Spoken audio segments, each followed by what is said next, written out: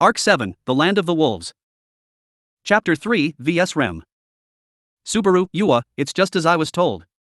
What's this? It's not clean thoroughly at all. Peeking into the back of the shelf he had tilted over, Subaru grimaced at his own work. With the suit coat of his butler outfit taken off and the sleeves of his shirt rolled up, Subaru was fully assuming the style of a cleaner. However, the contents of his work deserved to have the title of apprentice or poor attached to the top. Displaying the small amount of dexterity he naturally possessed, Subaru became able to do his job in the mansion more efficiently compared to before.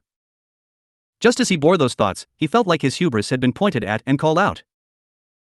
There was one shadow staring at Subaru's self-reflection from behind, sneering with a, "Ha!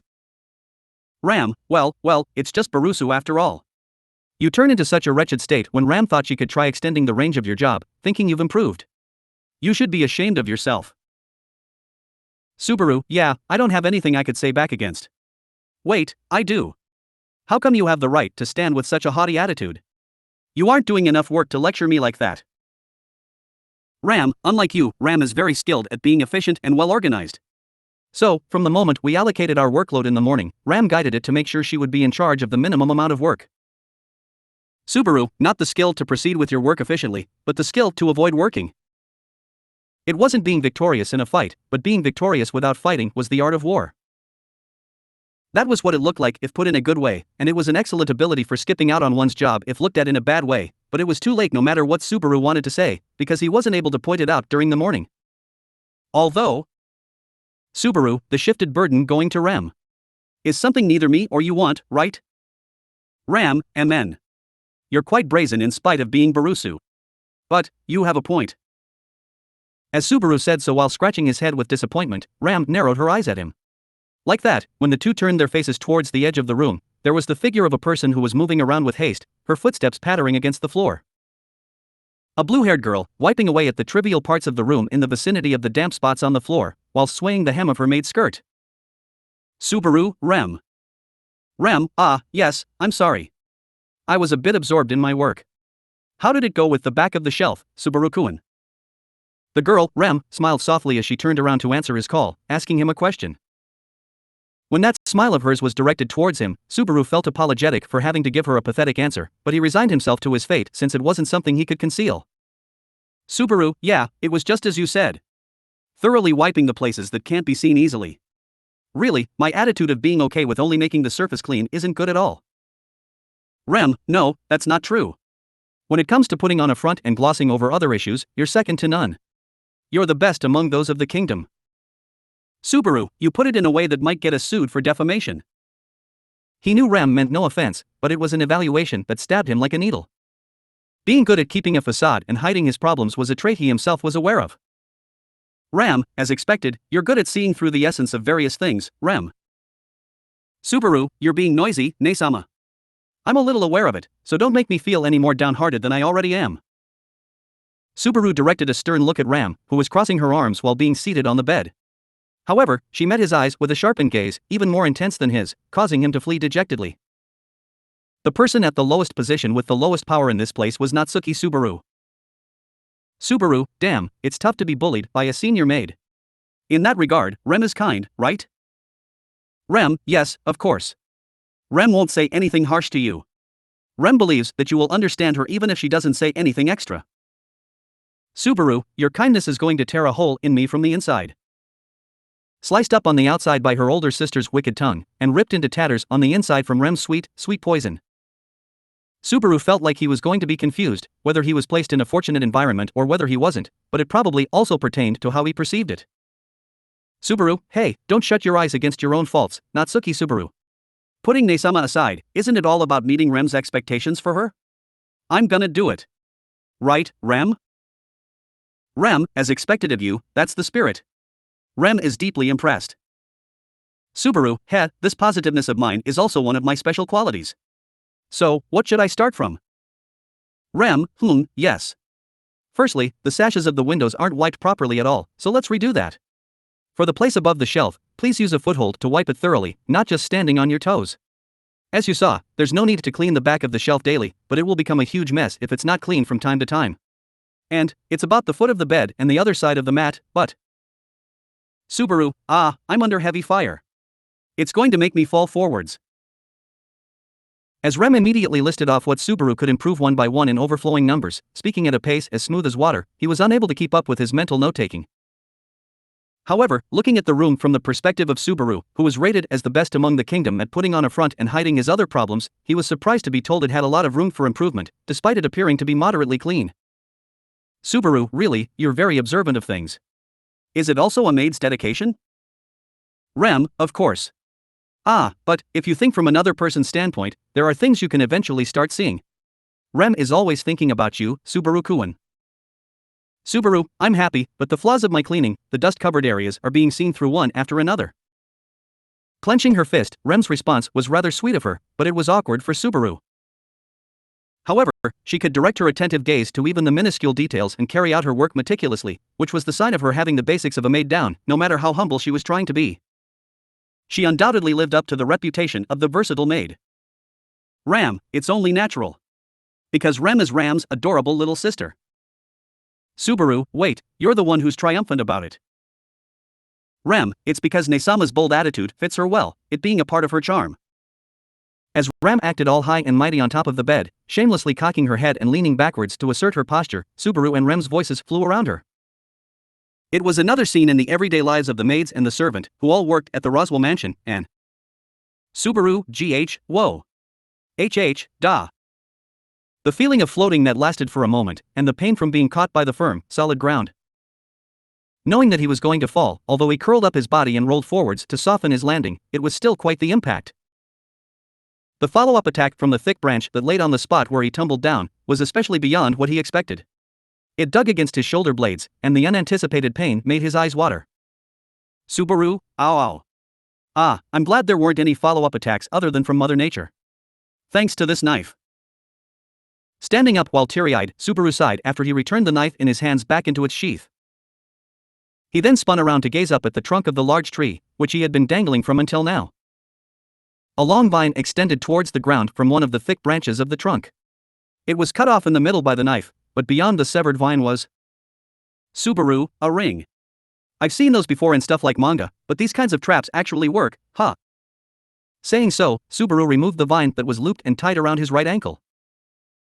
The trap was set up on the ground, and it had a function where it tightened itself around one's foot should they try to pass above it, leaving the person suspended in midair. To be honest, even though Subaru fell for the trap, he had no idea how it was able to make that possible. And he also didn't have the spare time to search for this and that in order to find out the answer either. Subaru, although she doesn't have her memories, her knowledge and skill are left as they are, huh? When I'm in the position of chasing after her like this, I see Rem really is Nesama's little sister. It was already obvious from the start, but he was forcefully reminded of it yet again. Of course, he didn't want it to be pointed out to him in this manner, so it felt quite unpleasant to him. Over an hour had passed since Subaru entered the forest in pursuit for Rem. Following the advice of the masked man, who he met on the other side of the forest, Subaru was able to detect Rem's attempts to disguise the escape route she used with Lewis in tow. Thanks to it, he could undoubtedly say the distance between him and the two was shrinking. However, the greatest factor of why he wasn't able to close the distance to zero was because Rem's wariness was his biggest obstacle. Rem was cautious of the witches sent the miasma that encircled him, not limiting herself to only camouflaging her and Lewis's footsteps, but also placing traps everywhere around the forest to slow him down. Ever since he received the powerful blow at the beginning of all of this, Subaru discovered, or you could say that he fell for, traps that amounted to a number above 10. Knowing Rem was carrying out the positioning of those numbers of traps while running on her unsteady legs, taking a deadweight with her to add to that, Subaru had to be deeply impressed by her. Subaru, if it's something like tying some grass or digging a shallow pitfall, it's actually cute, but minor traps with the purpose of tripping him or spraining his foot. If it came to those kinds of traps, it wasn't as harmful, and it also wasn't much of a hindrance to his continuation of tracking Rem down. However, their number was abnormally high, and it was troublesome because he needed to be on the lookout for them when he navigated the areas with considerable amounts of grass and fallen leaves. Subaru, it's difficult for me when with Rem's strength, it takes one try for her to make a pit that only traps one of your legs. The difference between the physical abilities we were born with are showing. Mingled among the minor traps were the intermediate traps made out of vines and fallen trees, similar to the one which pulled him into the air, fully aiming to slow him down. If Subaru hadn't been blessed with the opportunity to obtain a knife by some miracle, how much time would it have taken him to free himself from the vine trap? There was also the likelihood of the recommencing of his chase being delayed even further, due to losing his cool in one way or another. And what made the panicking Subaru hesitate the most was Subaru, SH. He lashed out the guilty whip he drew from the back of his waist, the tip of the weapon delivering a powerful strike to a suspicious spot on the ground. The next moment, aimed towards the spot, 2 or 3 branches swooped down onto it, rebounding through the air with a devastating amount of power. It had a force that would be strong enough to break 1 or 2 of his arms if he had been hit directly by those large traps, which existed to seize Subaru's ability to take action. There weren't many, but the fact that these traps had been indeed set up was hampering the speed he was advancing through the forest at. He could also say the single blow he received from the thick branch at the entrance was one of Rem's large traps. As Subaru continued deeper into the forest, the danger and power of the large traps was increasing. Instead of thinking that Rem, being chased, was losing her mercifulness, it was more as if her skill was growing. Subaru, she's learning and getting even better at making traps, while creating them during her escape.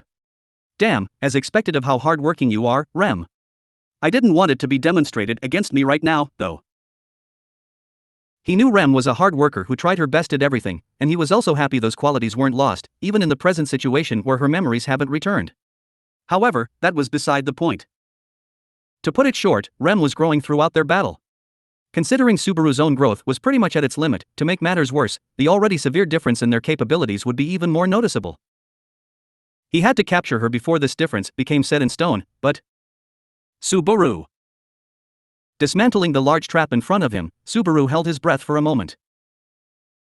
Restlessly glancing around the area around him, what he sought after was the next escape route of Rem, who had created the trap he just took apart.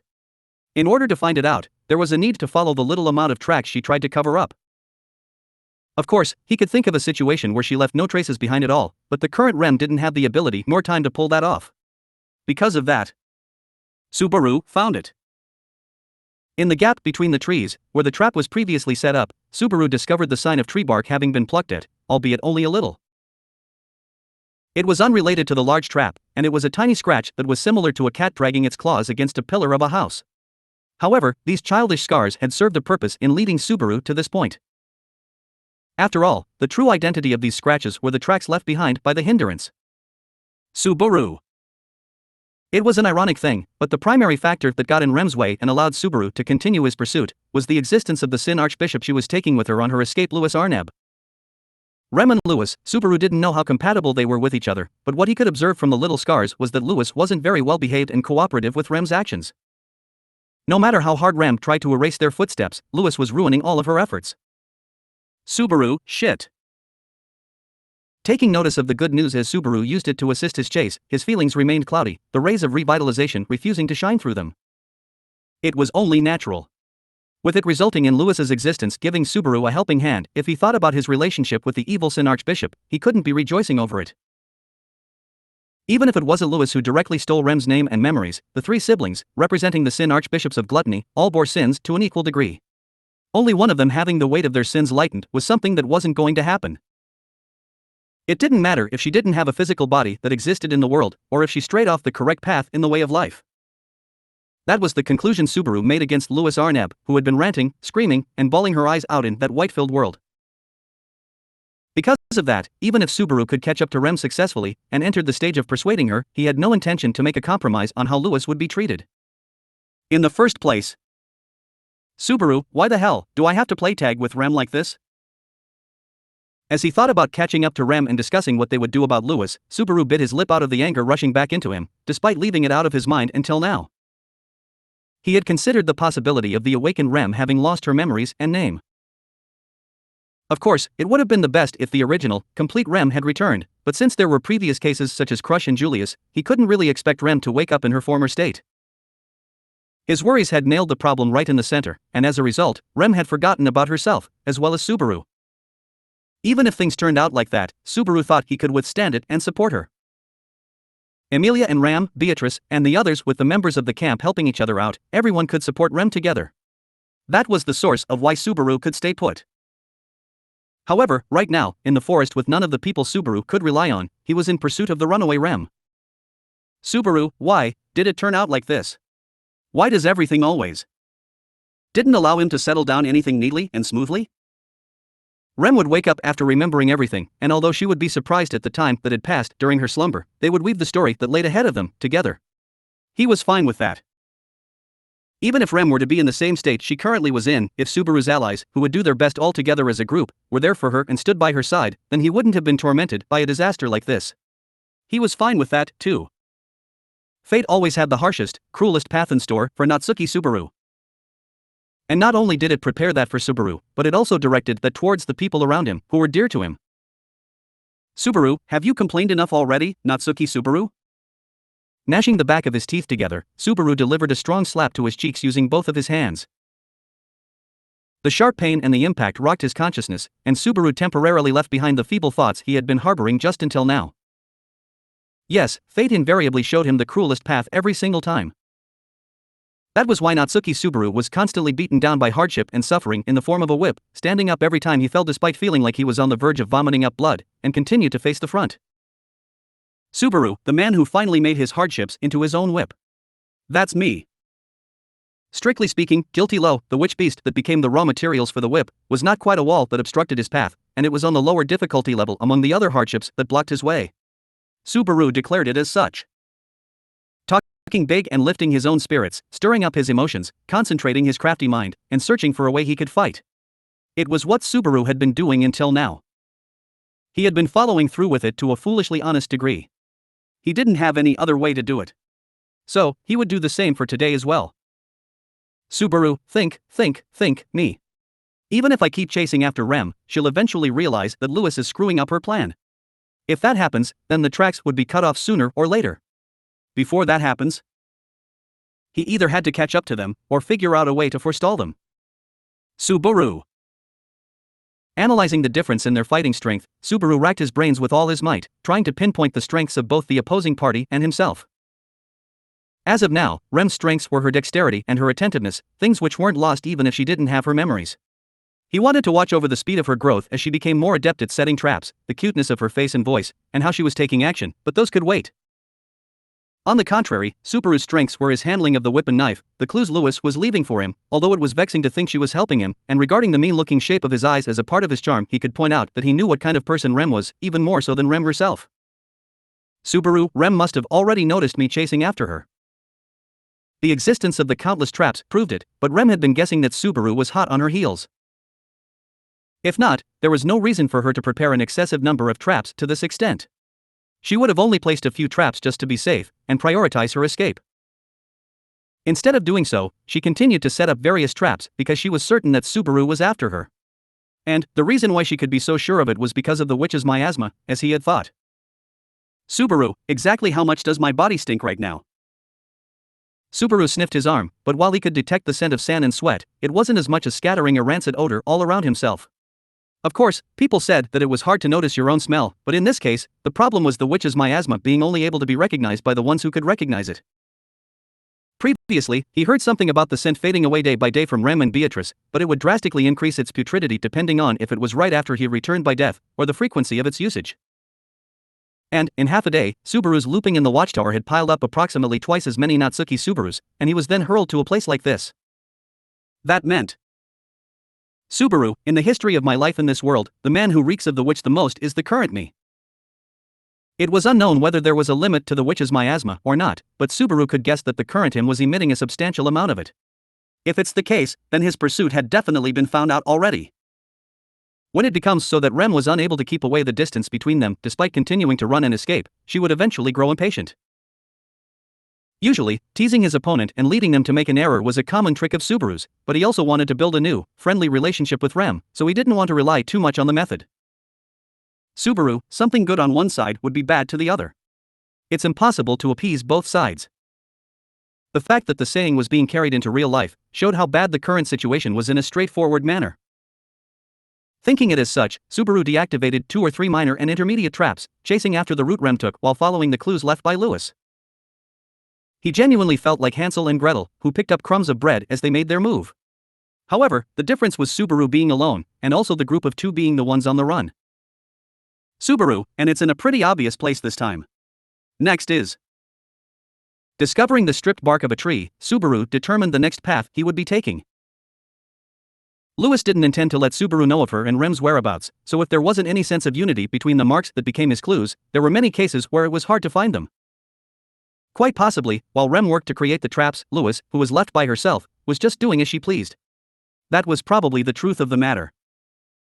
The clues Lewis left continued to be difficult to find for a while, but it was very helpful when he finally came across an obvious one. Subaru, I'm glad it was left there. If Rem found it and erased it, the trail of clues would be cut off, he almost said, before taking a pause in his words. Then, he returned to the tree he had just passed by, staring at where the bark had been peeled away. The tree was large and sturdy, and the bark was pulled off from a spot that rather stood out. Would Rem really fail to notice such a thing? Subaru. The part where he was confused by the footprints at the grassland, Rem gradually becoming proficient in her trap setting skills starting from there, and a large portion of bark being stripped from the tree in front of him in an exaggerated manner. The three combined themselves inside of Subaru's head, completing the puzzle of the odd feeling he had. Eventually, a single answer was derived inside of him. Subaru, if it's the Rem I know. If it was Rem, who was tactful and good at being attentive, she would have eliminated any plainly visible tracks. Since the clue in front of him was left alone, unless Rem had sunk into quite a state of tunnel vision. Subaru, ha! Towards the path he had tried to move past, Subaru ripped out a chunk of thick grass from beneath his feet and hauled it in that direction. The grass, with soil entangled in between its roots, drew a parabola as it flew at the patch of tall grass. Immediately after, the patch of grass made a terrifyingly gigantic sound as it plunged down, and an enormous pit engulfed the earth. Subaru, whoa! A large hole materialized in front of him, almost making him wonder what the other pitfalls from the minor traps were for. Nevertheless, the trap didn't end there. Aiming for the huge pit that made its appearance, the surrounding trees creaked as they snapped apart and collapsed. The fallen trees tumbled into the large hole one after another, and the freshly opened pit was immediately refilled. If Subaru had fallen into that enormous pitfall, he would have been stuck and entombed in there by now, buried alive. Coming to this point, a daring, powerful technique had been executed, having used the other traps until then as a psychological trick. The clues that had been serving as a hint for Subaru's pursuit was waiting with its mouth wide open as a trap to bury him alive. He wanted to applaud it for being a measure that was very Rem-like, but Subaru, the Rem I know wouldn't end it with this. If one set psychological traps, then the best result would be their pursuer falling for it and being forced to stop moving. However, the Rem he knew was attentive, a hard worker, had a cute face and voice, warmed his chest just by how admirable she was with her actions, and Subaru would initiate an attack if she got tired of waiting. Isn't that right, Rem? Subaru spun around after he said that, gazing up at the tree with its bark peeled off. It was just at that time. FH. That Rem gritted her teeth, launching herself at Subaru from a branch of the very tree. Unable to pull away her pursuer from herself, and the traps not even serving to fix him to his spot. When put under such a situation, what would the Rem that Subaru knew do about it? Being able to pinpoint the location of her opponent because of the smell, if she also managed to distinguish the identity of the breadcrumbs her opponent was relying on, she would use it against them and trap them, trying to eradicate the cause of her escape directly. And Subaru's prediction hit the nail right on the head. The problem was Rem Haoa. The difference in their fighting strength, as Subaru was unable to stop Rem's lunge towards him. As he cried out, "GH, whoa," he was then blown away by an arm from the falling Rem. Truthfully, Rem moving around to that extent despite not having the full use of her legs, and his body immediately jolting into action to try and to catch her, were both things that went beyond what he expected. Rem, you're so persistent. So persistent. Subaru, wait, Rem, please listen to. Rem, how insistent. She swung around her arms, one of them hitting Subaru and causing blood to start flowing down his nose. He appealed to her, although he was stained with blood, but Rem wouldn't listen to him since she was flying into a rage. Rem was on the forest floor on her hands and feet, glaring at Subaru with her blue eyes. Rem, if you gave up on us there and then, I wouldn't have done anything more than that. And yet, you continue to chase after us. Please stop. Subaru, it really hurts when I get told that in such a simple way. Rem, my nose feels like it's going to be twisted off. When you come closer, I can immediately notice it. Worst of all, it became stronger compared to the grassland before. Holding down on his bleeding nose, Subaru staggered to his feet.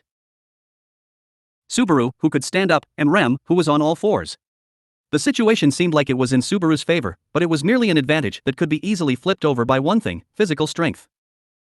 To add to that, if Rem started moving swiftly like a teak-teak using only her arms, Subaru would be knocked down into the gigantic pitfall this time for sure, and it would be the end of him.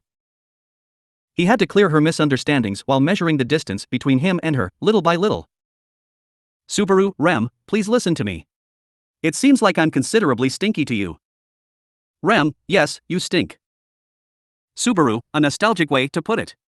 It seems like I stink, and I know you feel like it's something that's no good, but I don't bear any ill will towards you. Raising his hands in the air, Subaru showed her that he wasn't planning on being antagonistic to her. However, in spite of his claim, the wariness on her face refused to dim. To that extent, the witch's miasma was the primary factor in driving the empty Rem into a corner. No matter where he went, anything related to the witch really didn't bring about a decent situation.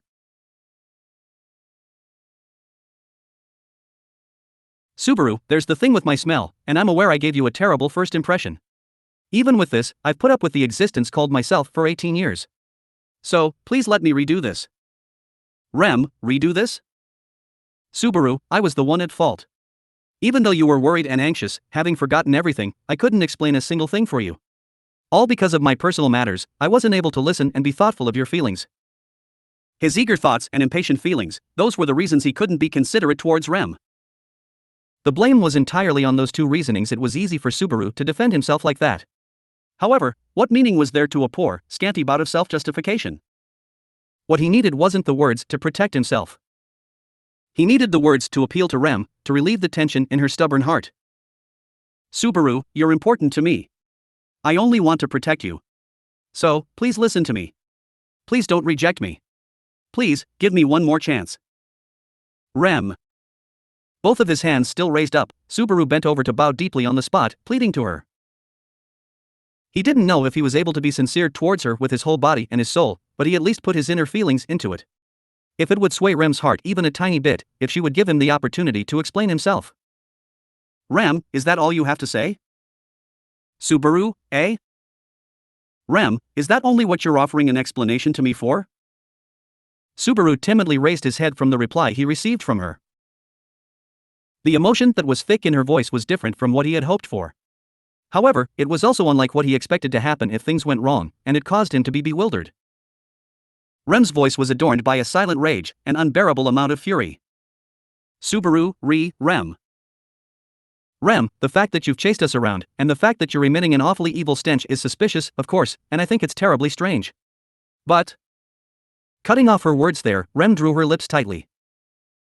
That was also as if she regarded Subaru, who remained unsure of the answers that lied ahead, as an unpardonable villain from the bottom of her heart, hostility gleaming in her blue eyes. Rem, more so than any reason, you can't wipe away the truth that you tried to abandon such a little girl. How are you telling me to put my trust in a ruthless and despicable person like that? Subaru, ah. Subaru was left speechless from the gaze that condemned the wicked. The words that were thrusted against him permeated into his brain, and Subaru understood he made the wrong choice in obtaining Rem's trust with his first move, whether he could gain it or not being completely separate from the witch's miasma. His mean-looking eyes, which he inherited from his mother, and the miasma that was forcefully shifted onto him, were not the reasons that damaged Rem's trust in the real sense. It wasn't the things he already had with him, but his own actions that destroyed her belief in him. Even if Louis were to be a sin archbishop, the incarnation of evil. From Rem's eyes, who knew nothing about the matter, she was a young, weak little girl, and Subaru had overlooked it. Subaru. He couldn't find the answer to what he should say immediately. Subaru overcame many hardships on countless occasions. Sometimes he lost his life, unable to overcome them, and he had searched around for solutions from a different angle, but the answer for this very moment didn't lay inside of him. His apology, his excuse, or the truth.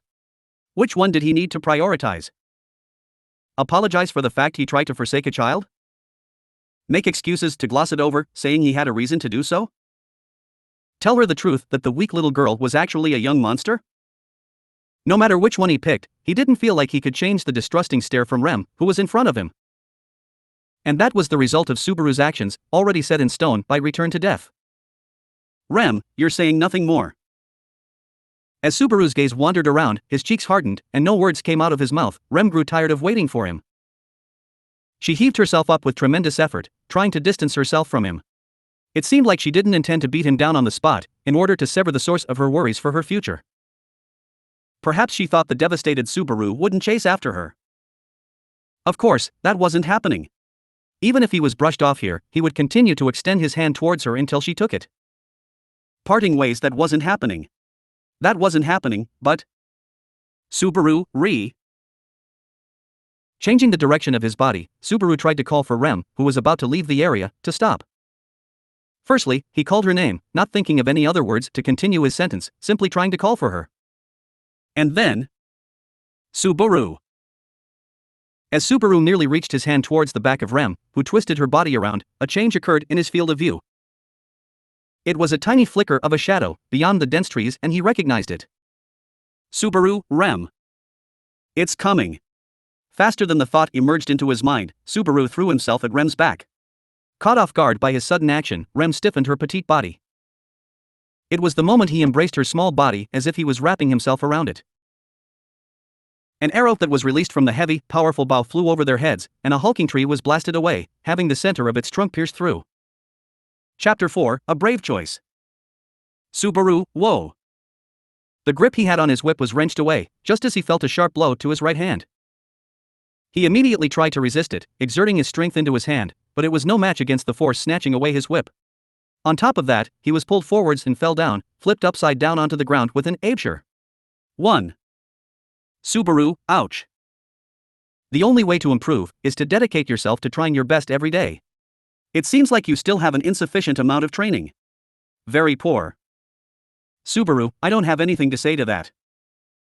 Subaru flopped down onto the bare ground, grimacing as his lack of skill was harshly pointed out to him. He sat up slowly, his gaze clashing with the intelligent, handsome man.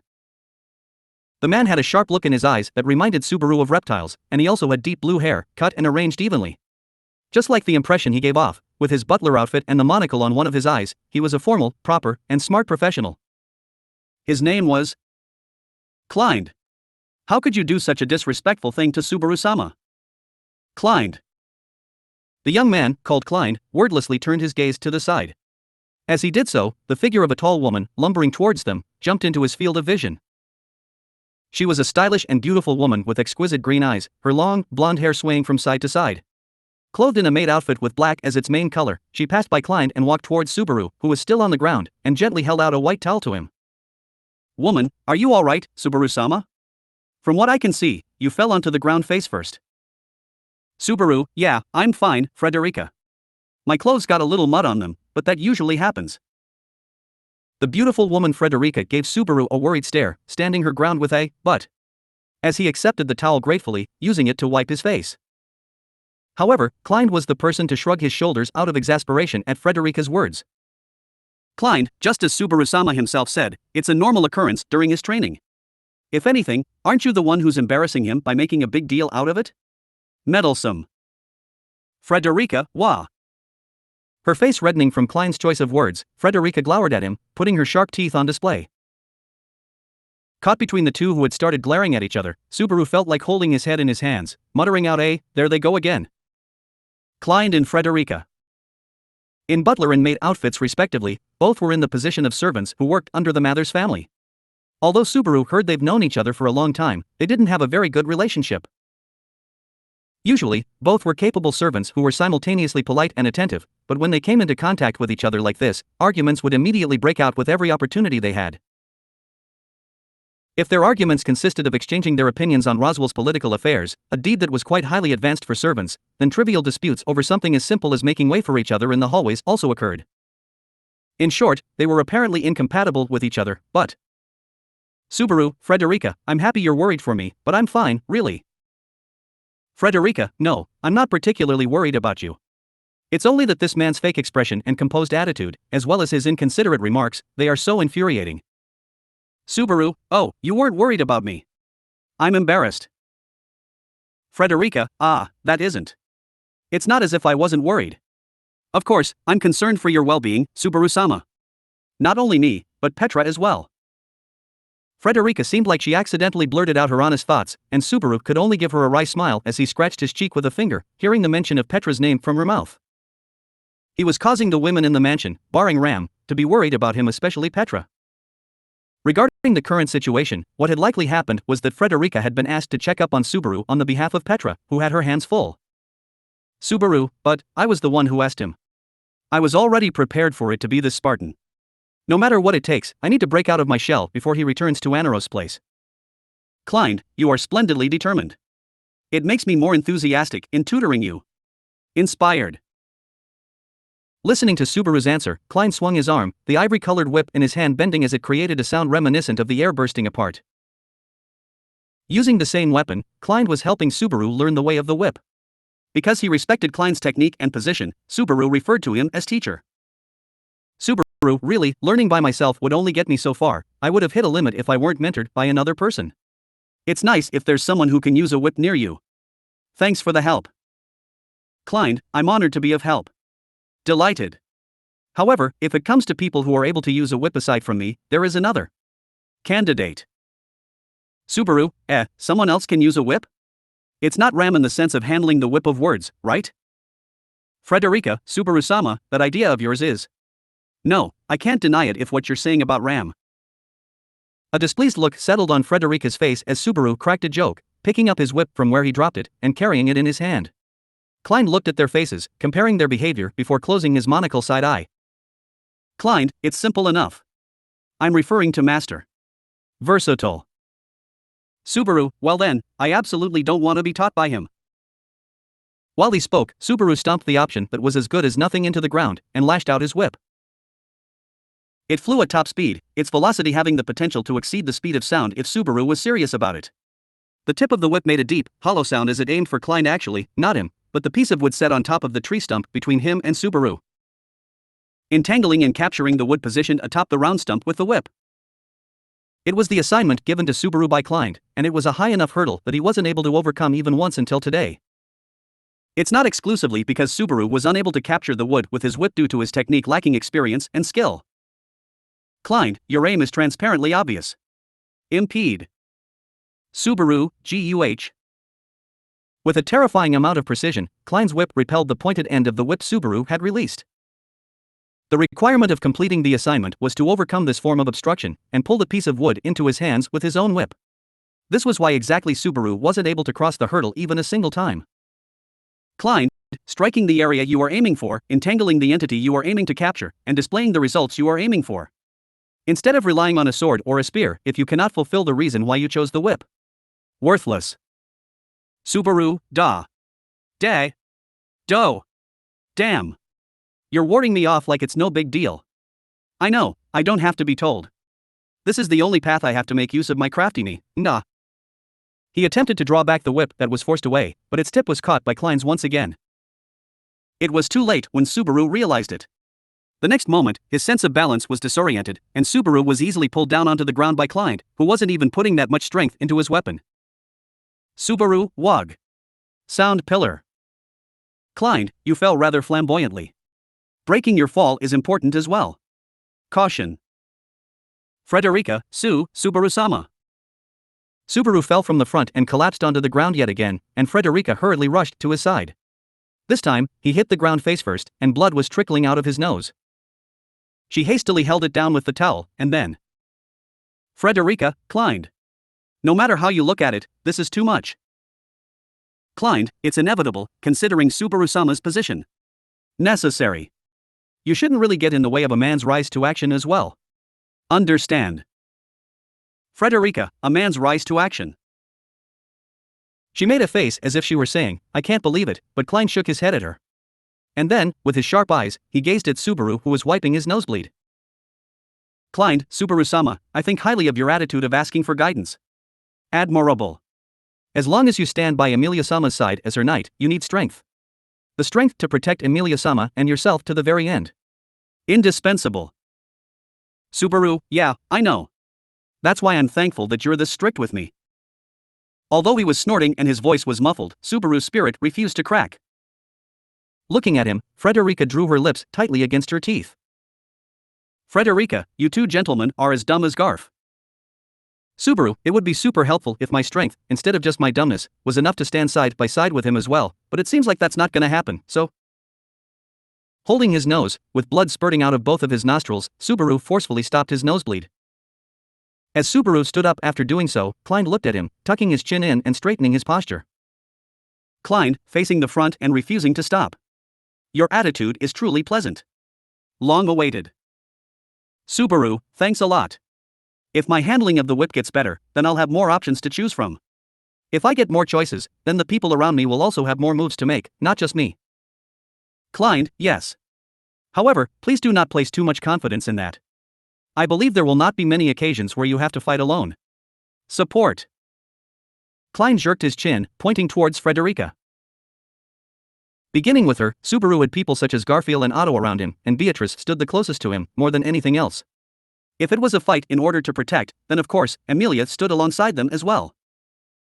That's why Klein's statement was correct. In Subaru's battles, it wasn't as if Subaru himself would snatch a hard-earned victory. His battles were brought to fruition by making the most out of everyone else's abilities. Subaru, by the way, what if I accidentally find myself in a situation where there's only me and no one else? Klein, you ought to run. Full speed. Subaru. Subaru said that, half intending for it to be a joke, but Klein didn't smile at it. It was a situation that was extremely unlikely to happen, but it didn't mean it was impossible. In a set of circumstances in which he would be chased and driven into a corner, with his back to the wall, Klein's advice went straight to the point. Klein, you must run, Subaru-sama. Put every last drop of effort into running away, as fast as your legs could carry you, disgracefully, and with no regard to how you appear in doing so. That is the wisest course of action. The only one.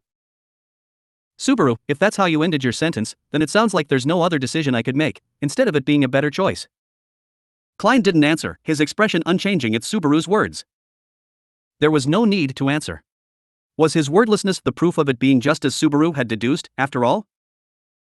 Subaru, geez, my mentor really has no mercy. Frederica, that man has been like that since a long time ago. Being strict with those who show promise and training them.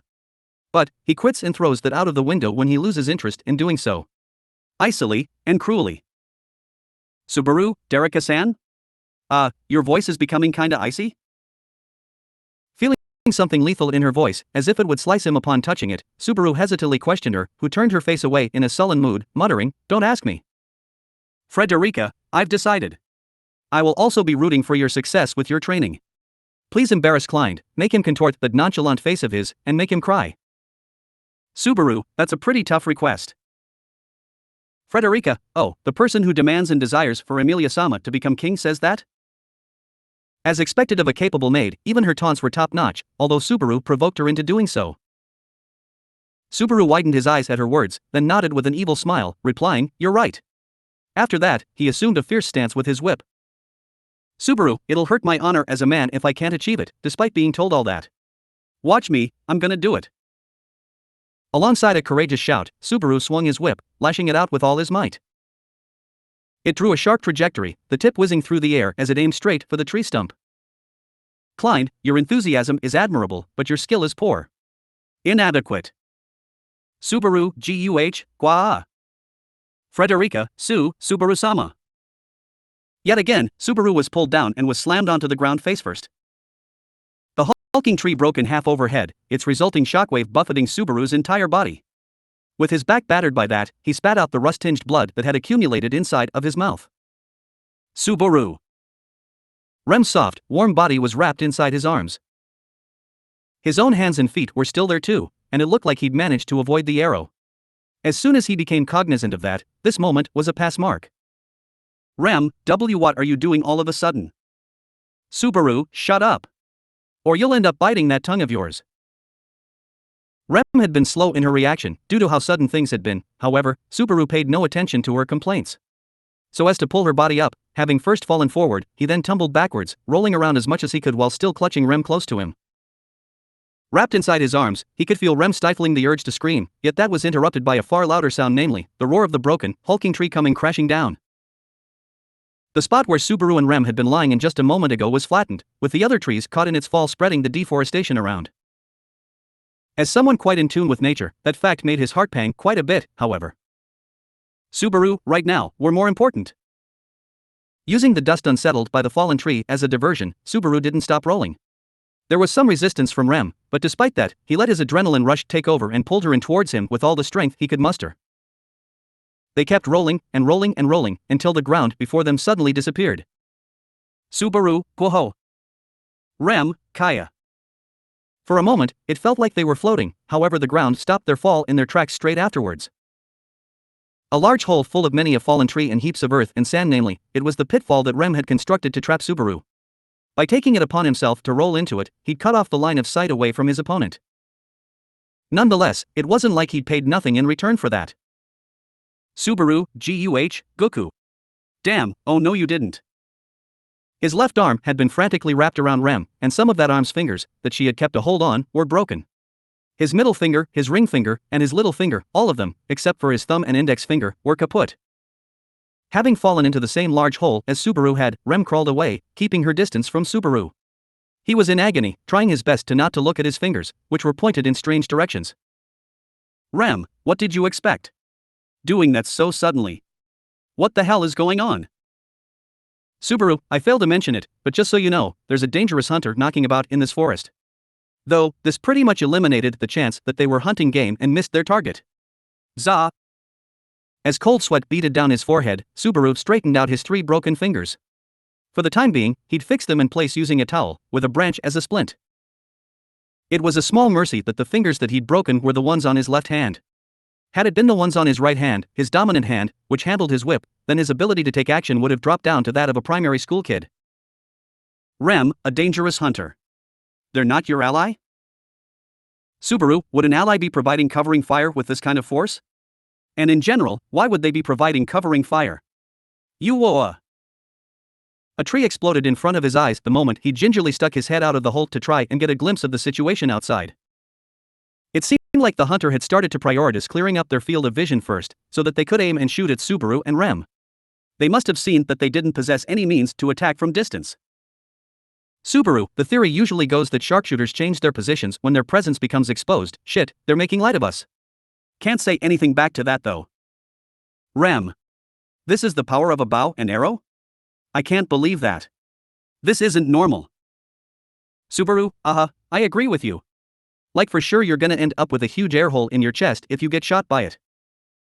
In fact, last time, he'd ended up being pierced by one of their arrows, and dying like a trapped insect, pinned to a tree. However, there were yet strange points about it. Last time, Subaru had come to the opposite side of the forest. Subaru, why the fuck did you come here? The pain coursing through from his broken fingers bored through his mind intensely. Subaru gritted his back teeth, almost to the point of cracking them from his anguish, and frantically plunged into thought. It was difficult to imagine that this hunter and the hunter who killed Subaru were 2 different people. Both of them had come to attack Subaru, plus, their weapon of choice was the same strongbow. Thus the question remained on whether their attack was an accidental one or not. Whichever it was, the amount of questions regarding why Subaru was being targeted right now were endless. Subaru and Rem had confronted each other, and while it was true that the former had frozen up at her rejection, he didn't really think that would mean it would make it easier to aim at him than before.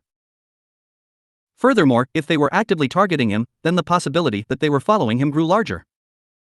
What had happened to them was still rather vague, but what was beyond their grasp was how they'd been hurled away from the Pleiades watchtower. There was always the chance that, perhaps, they'd flown through the sky like a shooting star and crashed down onto the grassland. Naturally, if that were the case, even disregarding Rem, there'd be no explanation as to why Subaru's weak body hadn't ended up in smithereens, so it was a reasonable assumption that what happened to them was something else. Subaru, they're aiming for the dodgy UNS who dropped down there, or something. Or perhaps this was private property, so they were trying to chase off anyone who trespassed in an extreme manner. In opposition to the accuracy of their bow, should they perhaps take it as the hunter sucking it going easy on others? Subaru, in that case, can't I just talk things out with them? Hey! I mean no harm. It's just mere coincidence that we're in this forest, so... Rem, wait a second. When you say we, are you counting me and that girl as well? I don't want us to be lumped in with you. Subaru, now's not the time to be saying that sort of stuff, dwa. A single arrow that punched into the ground came as the reply to Subaru's call for a ceasefire. This magisterial power, enough even to extinguish his quarrel with Rem halfway through, was probably going to make short work of all the obstacles in their field of view soon and turn its bared fangs over to Subaru and Rem in the large hole. Rem, it seems like they're not the sort of person you can get through to. Subaru, when you're facing arrows, you've gotta assume there's a chance they could hit you with an arcing shot. If they can hold their position for hours and hours, just like a sniper, that means business. No, considering we're talking about a bow and arrow here, then it is indeed different to looking through a scope. So, does it make it impossible to keep that up for such a long time? In stuff like movies and manga, you'd often get scenes like the sniper waiting for hours on end while staring at their prey with their sniper rifles. However, with a bow and arrow, it would indeed be a completely different kettle of fish. Unlike rifles, which only require a trigger to be fired, arrows need to be notched to the bow, before then drawing its string. There were limits even to those who possessed supernatural strength in the different world. Then, with the enemy hunter aiming at them, it too was. Subaru, a short-term battle.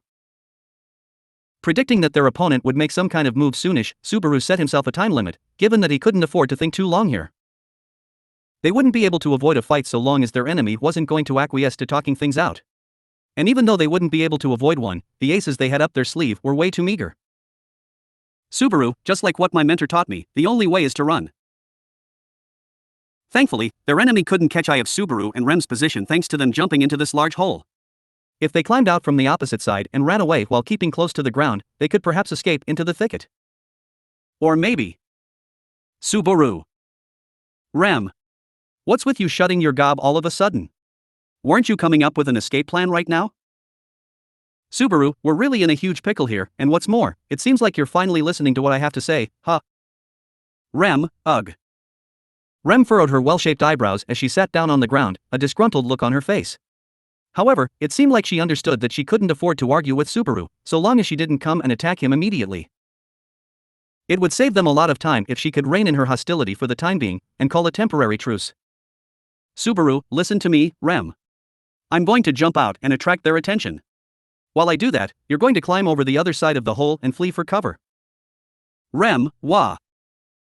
Subaru, though the power behind their arrows is frightening as heck, you're going to be spoiled for choice for somewhere to find cover in the greenery of Mother Nature. So I'll give it my all to somehow buy you time, that way you can run away. It was either take Rem with him and run away, or let Rem run away ahead of him. Subaru thought the option had the biggest chance of success was probably the latter. No matter how much of an expert their enemy was with the bow, they were in a forest chock full of trees. Thus, Subaru had played his cards, taking into consideration the possibility of arrows flying towards them. They probably wouldn't pierce through all of that so easily. Subaru, I'll make a run for it as well, after I've bought you enough time. However, I don't want to become separated from you after you've ran away, so if you can, please leave me some markers. Though it may be hard for you to understand this, in my hometown we have a symbol called an arrow. It gives you a general sense of direction towards. Rem, can you please stop spouting out whatever you feel like? Subaru, Rem? Subaru had briskly told Rem about his plans for her escape, however, she interrupted his explanation and glared at him very sharply. With his breath knocked out of him by how sharp her expression was, Subaru was perplexed as to what was up with her. And Rem looked even more irritated by his perplexion. Rem, you decide everything, absolutely everything, on your own. And after all of that, you're telling me to run away? You're telling me, who's angry with you because you tried to abandon a child? She refused Subaru's proposal for the same reason she had rejected Subaru in the beginning. It was perfectly reasonable. You could probably say it was an answer born out of being a good human being. However, Subaru hadn't thought she'd decide that she wouldn't let him abandon them in this situation. Subaru, but, well, Rem, I'll pass on the excuses. There's no time for that.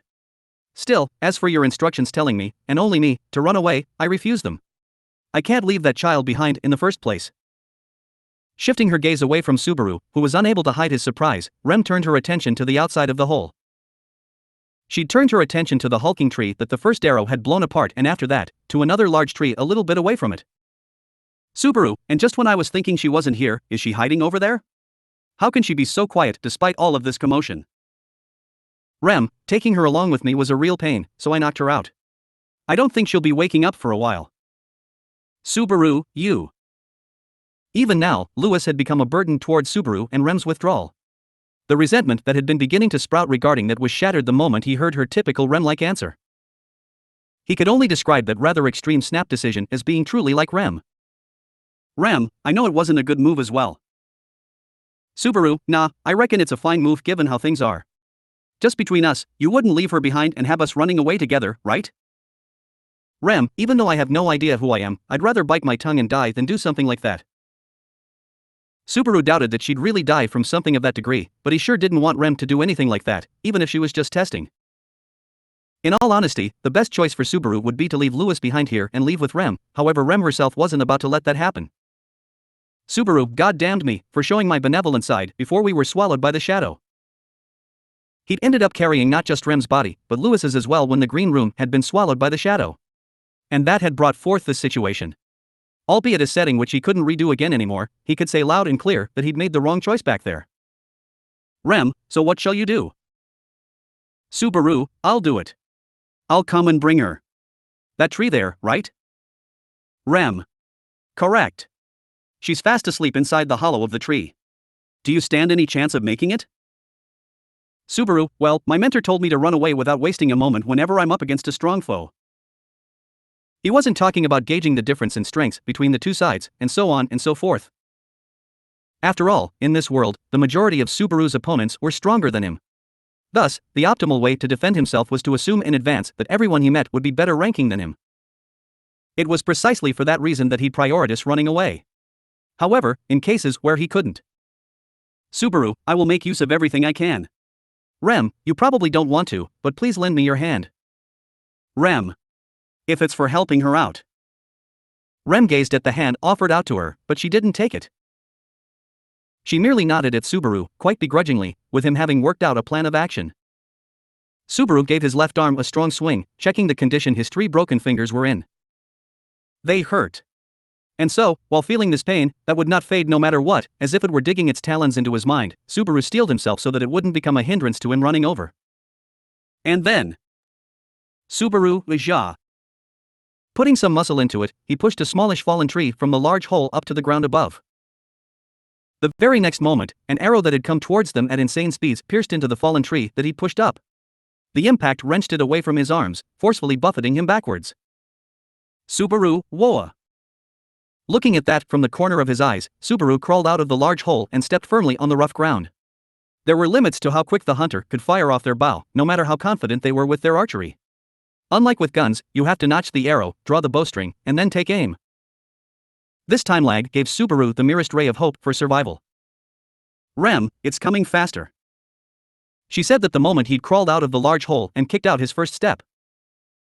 Time-wise, only 2 seconds had passed since the first arrow had blown away the fallen tree he'd used as a decoy. Nevertheless, for a skilled hunter, those 2 seconds were plenty sufficient for them to fire off their next one. Subaru, hook. The ground behind Subaru exploded straight after he heard Rem's voice ringing out. The fact he had tensed up in place and hadn't gone into a defensive stance at her call proved to be the right course of action. More specifically, his nerves weren't quite in tune enough to be able to respond to her call, however, that turned out to be alright in the end. And just like that, arrows came flying towards Subaru as he ran to his tree, one after the other each in the space of less than 2 seconds. If any of them had made it to him, he would have been turned into a hedgehog in the blink of an eye. However, Rem, I won't allow that to happen. The hunter's next attack was interrupted by a clump of dirt which Rem had flung out, along with her valiant cry. With her back against the slope of the large hole, it had been something thrown by Rem. No, it had been a ferocious attack which you could even call a bombardment, made from a large stone covered in dirt. Subaru, though, it would have been best if she knew how to use her magic. When they'd been confirming how much she could fight, Rem had shown her disapproval for using the power of her Oni horn, magic and such. To be more exact though, in truth, she couldn't remember how to use them. Nevertheless, they couldn't waste time trying to get her to remember those techniques. For that reason, what Subaru had suggested to her instead was her physical strength, which she still had in her, even if she didn't have her techniques. Getting in their way via some rather primitive violence, using the physicality intrinsic to the Oni tribe by birth, an attack born of that struck at the hunter who had maintained their position, dismissing Subaru and Rem as weaklings. Subaru, you know that saying, a cornered rat will bite the cat. Then get a load of this. Subaru leapt over the shockwave which the arrow had produced right under his feet as he let out a bellow. Meanwhile, in his field of view, a large stone thrown by Rem went flying towards the direction that the hunter had loosed their arrow from. Subaru, grhaaa. When face to face with an enemy, Rem didn't know how to go easy on them. And that was Rem's best feature. She'd gathered those stones just to be safe, yet, they quickly became extremely dangerous weapons from just the act of throwing them from her slender arms. Subaru, well, while Rem's buying me time, While Rem smashed up the sniper fire with her bombardment, leveraging the use of her appropriate weaponry, Subaru made it to the tree in question. As that raged on, he walked around to the back of the large tree. There the figure of Lewis flew into his sight, sleeping in a bed of her own golden hair inside the rotten hollow. Subaru. He caught sight of her rosy red cheeks, as well as her chest gently heaving up and down, confirming that she was alive and well. And so, as he tried to reach his arms around her body, Subaru felt a strong sense of rejection within himself. Even though he tried to act without bringing personal feelings into it, his soul, rather than his mind, rejected Lewis. This was a sin, Archbishop, even if now it was an innocent sleeping face she was showing. She was a traitor that was beyond forgiveness. Rem, stop dawdling please. Subaru, hook. His indecision was shattered by Rem urging him on.